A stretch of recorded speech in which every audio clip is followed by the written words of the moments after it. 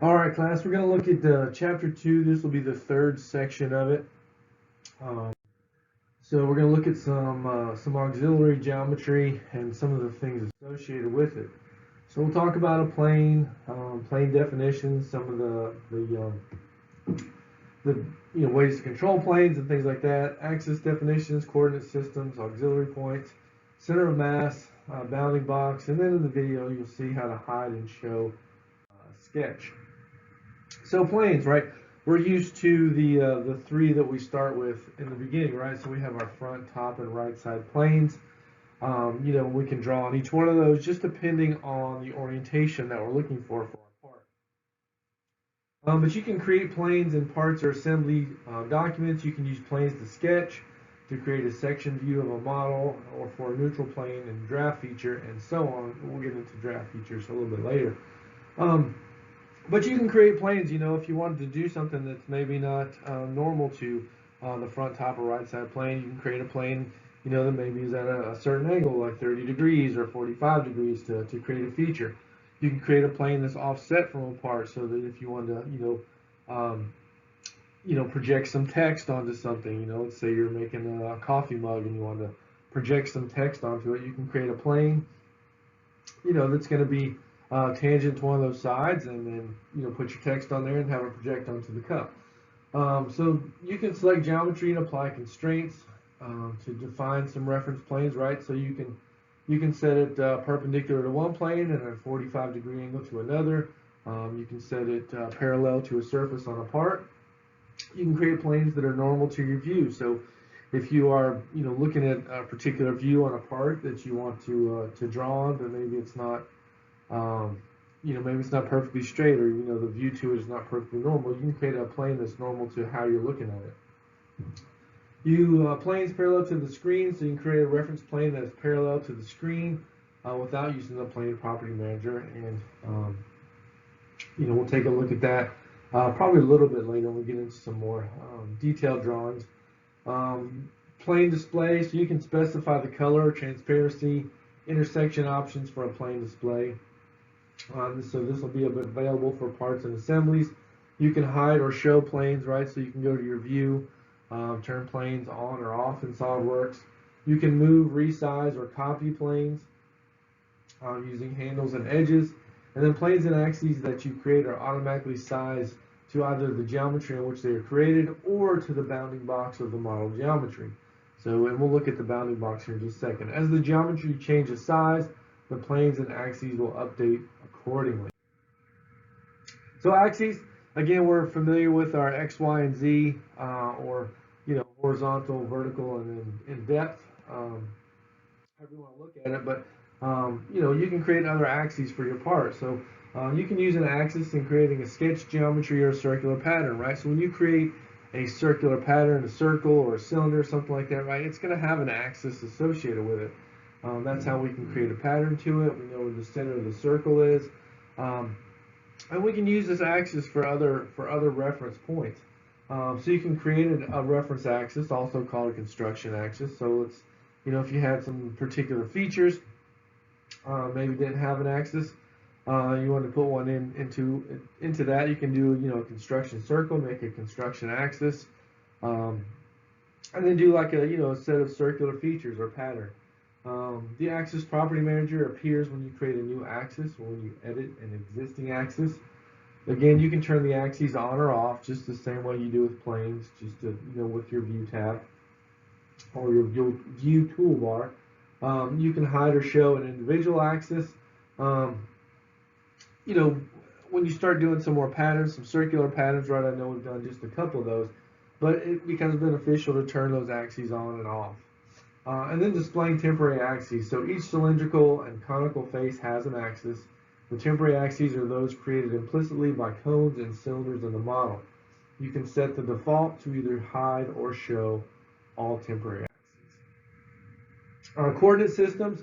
So you can define a coordinate system for a part or assembly. They're useful when you want to measure and mass with the measure and mass properties tools. When you're exporting SOLIDWORKS documents, when you're applying assembly mates, if you need to know like a certain distance, or just have something set up in SOLIDWORKS space. To create a coordinate system, so you can click the coordinate system, insert reference geometry, and then coordinate system, and then use your coordinate system property manager to create that coordinate system. Center of mass, so you can add a center of mass point to an assembly. They're added component files and they also appear in the assembly. The position of the center of mass point updates when the model's center of mass changes. For example, the center of mass or the position of the center of mass point updates as you add, modify, delete, or suppress components, or add or delete assembly features.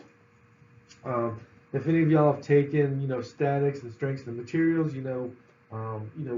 sometimes how difficult it can be to, calculate a center of mass, and then also how it can move just based on, the geometry of the part or, whatever you're looking at, whether it be a bridge or flooring system or whatever that is. The center of mass point can be useful when you're designing assemblies requiring balanced mass, so if you want to avoid excessive vibration. In an active assembly, operations for the center of mass and equations are linked to mass properties, so that's going to be based on the material that you've assigned, and are updated only when they take 0.5 seconds or less. If the update takes more than half a second, the center of mass and equations are marked with and are not updated until you initiate a manual rebuild.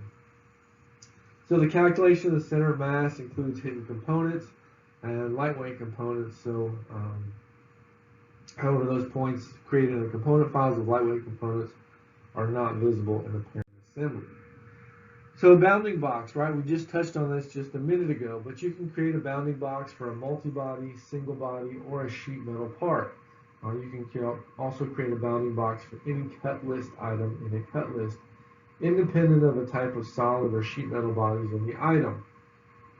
The bounding box is represented by a 3D sketch and is based by default on the XY plane. So taking into consideration the bounding box's orientation, the bounding box will be the smallest box in which the body fits. So it'll be something, that box is going to be as small as you can possibly make it and still fit every piece of that part or model in there. Benefits of bounding boxes. So for parts, bounding box dimensions are available as properties in the configuration specific tab of the summary information. For cut lists, the overall dimensions of the bounding box appear in a cut list properties dialog box. You can use these dimensions in a bill of materials or other annotations. With a bounding box, you can determine the length, width, and height of the stock required for the body. So if you're going to machine this out or model it out, this helps you to know how much space is required for packaging the product. And with weldments, you no longer have to find the stock size for plates manually. All right, on the worm gear lesson, so we're not going to go through some of these because we've actually looked at these already. So he's going to go over these in the video, but a mid-plane boss extrusion, right? So when you do mid-plane, you're going to extrude in both directions, right? So it's going to go from the middle and it's going to extend outward. So instead of, just like we're doing like a blind extrusion or to a specified depth or up to next or something like that, mid-plane is going to extend it out from both sides. Revolve cut, think of something, again, like a chest piece, we're going to draw the profile or the silhouette of it, and then just, if you had a piece of stock material, you can draw out that silhouette, do the cut, around whatever axis is there, and you'll have your revolved cut.